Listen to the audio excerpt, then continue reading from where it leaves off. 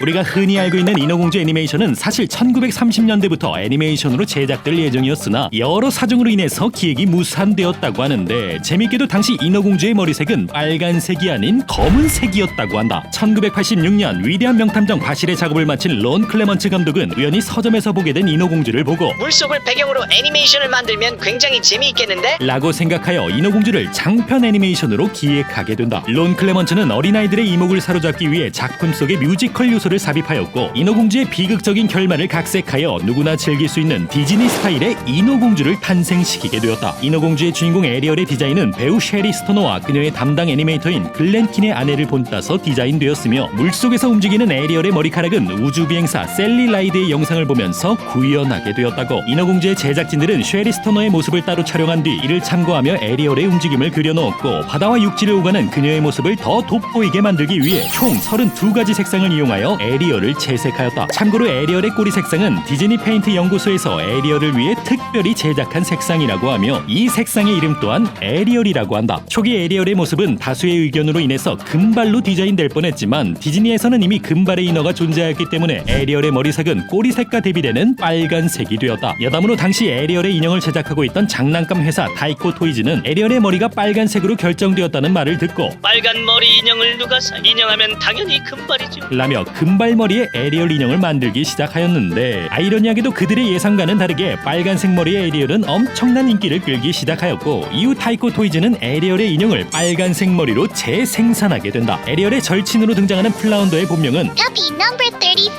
라고 하며, 그의 성우는 당시 14살이었던 제이슨 마린이 담당하였다. 인어공주의 초기 설정에는 본래 브레이커 돌핀이라는 돌고래가 에리얼의 절친으로 등장할 예정이었지만, 좀 더 매끄러운 스토리 진행을 위해서 돌고래를 플라운더로 변경하게 되었다. 왕의 비서이자 왕실 작곡가로 등장하는 세바스찬의 본명은 Horatio Polonius Ignatius Crustaceous Sebastian. 으로 이중 Crustaceous. 라는 단어는 갑각류를 뜻하고 있다. 참고로 개발 초기 당시 세바스찬의 모습은 영국의 바닷가재로 구상되어 있었지만, 제작진들은 세바스찬의 성우를 담당한 세뮤얼 E. 라이트의 목소리를 듣고 세바스찬의 설정을 트리니나드계로 변경하게 되었다. 남자 주인공인 에릭 왕자의 목소리는 스파이더맨의 성우로 유명한 크리스토퍼 데니얼 반스가 담당하였다. 그는 16살이라는 어린 나이에 에릭 왕자 역에 캐스팅되었는데, 크리스토퍼를 캐스팅한 프로듀서는 그가 굉장히 노안이었기 때문에 에릭 왕자 역으로 캐스팅하게 되었다고. 여담으로 미국의 배우 짐 캐리 또한 에릭 왕자 역의 오디션을 진행하였지만 아쉽게도 탈락하게 되었다. 에릭 왕자의 이름은 전설적인 디즈니 애니메이터 에릭 라슨의 이름을 차용하였는데, 아쉽게도 에릭 라슨은 영화가 개봉되기 약 1년 전 세상을 떠나였다고 한다. 에리얼의 아버지 트라이튼 왕은 포세이돈의 아들이라는 설정을 지니고 있기 때문에 엄연히 따지면 제우스의 아들인 헤라클레스와 사촌지간으로 볼 수 있다. 참고로 트라이튼 왕은 자신과 가장 닮은 에리얼을 가장 아낀다고 하는데, 그의 과거 모습을 조금 살펴보자면 에리얼과 비슷한 젓갈색 머리인 것을 확인할 수 있다. 트라이튼의 스라에는 에리얼을 포함한 7자매들이 존재한다. 자매들의 이름은 전부 알파벳 A로 시작하며, 그녀들의 꼬리 색상은 무지개색으로 이루어져 있다. 참고로 에리얼의 언니들은 저마다 독특한 특징을 하나씩 지니고 있는데, 이를 조금 살펴보자면 차녀인 알리나는 자매들 중 가장 글래머한 몸매를 지니고 있으며, 3녀인 아델라는 자매들 중 가장 남성에 미쳐있는 남미세, 그리고 4녀인 아쿠아타는 자매들 중 가장 강박관념이 심하고, 5녀인 아리스타는 말없이 아쿠아타나의 물건을 훔치는 도벽을 지니고 있다. 덧붙여 6녀인 안드리나의 취미는 남을 헐뜯는 험담이라고. 여담으로 장녀인 아티나는 1편이 끝난 이후 머나먼 왕국의 왕자와 결혼하여 유부녀가 되었다고 한다. 영화 속 장면들을 자세히 살펴보면 각종 디즈니 캐릭터들이 카메오로 등장하는 것을 발견할 수 있다. 트라이튼 왕이 등장하는 오프닝 장면에서는 미키마우스, 구피, 도널드 덕, 그리고 개구리 커밋을 발견할 수 있으며, 궁전의 식당에서는 신데렐라의 초상화를, 에릭 왕자의 결혼식에서는 신데렐라에 등장하는 왕과 대공이 등장한다. 추가로 에리얼의 비밀 동굴에서는 조르주 드 라투르의 등불 아래 참여하는 막달레나 그림과 아브라함 링컨 동상을 찾아볼 수 있다. 인어공주의 메인 빌런으로 등장하는 우르슬라의 초기 모습은 쥐 가우리와 전갈 물고기에서 영감을 받아 디자인되어 있었지만, 이후 감독의 제안으로 인해서 문어를 기반으로 한 현재의 모습을 갖추게 되었다. 우르슬라의 외모는 드래그로 유명한 디바인을 모티브하였으며, 그녀의 다리는 본래 문어의 다리를 본따 8개로 구성되어 있었지만 어른들의 사정으로 인해서 6개가 되었다고. 인어공주의 제작진들은 우르슬라 역으로 배우 비아서와 조안 콜리스를 염두에 두고 있었다. 그러나 잘 나가는 여배우들은 마녀에 관심이 없습니다.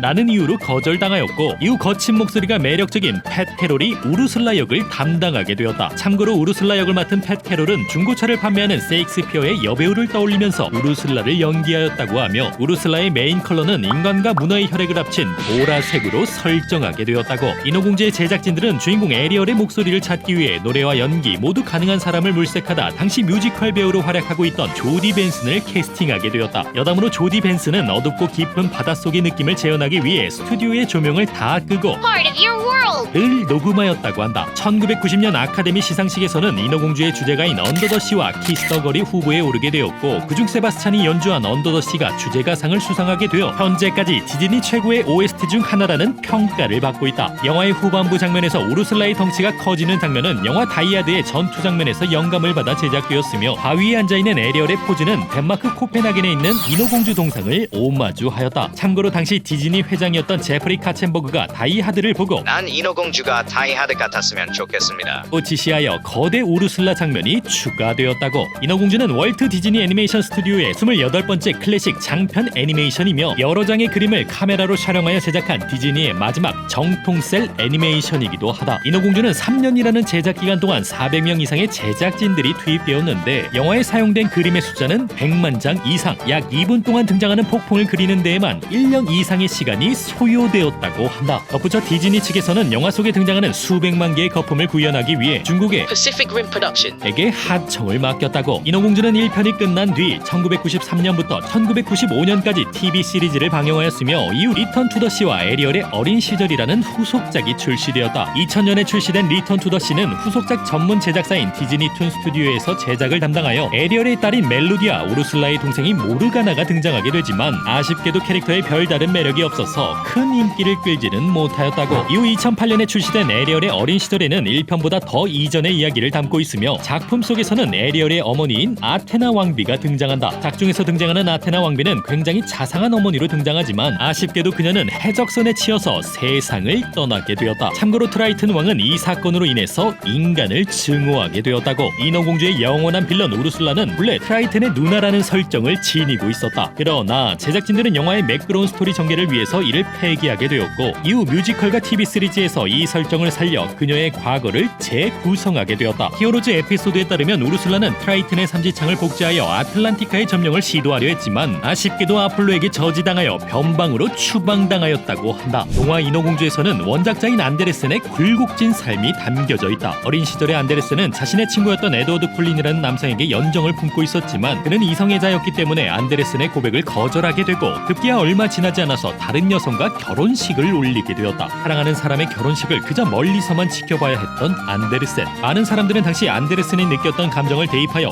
인어공주를 제작하였다고 추측하고 있다. 2023년 디즈니 측에서는 인어공주의 주인공 역으로 원작과는 전혀 다른 할리 베일리를 캐스팅하여 많은 팬들에게 적지 않은 질타를 받게 되었다. 그러나 디즈니 측에서는 원작이 덴마크 동화라는 점을 근거로 덴마크 사람이 흑인일 수 있으니까 덴마크 인어도 흑인일 수도 있습니다. 라고 반박하였고 인어공주의 감독을 맡은 롬 마샬은 모든 요소를 다 갖춘 아름다운 목소리를 지녔기 때문에 할리 베일리를 캐스팅하였습니다. 라고 인터뷰하였다. 참고로 인어공주 실사화에서는 세바스찬이 단란계가 되었고 플런더는 해포리 고기, 스커틀은 북방가넷으로 변경되었으며 국내 더빙판 인어공주의 목소리는 뉴진스의 다니엘이 캐스팅되었다고. 여담으로 할리 베일리는 인어공주의 명장면인 헤어플립 장면을 촬영하다가 가발이 너무 무거워서 목이 부러질 뻔했다고 한다.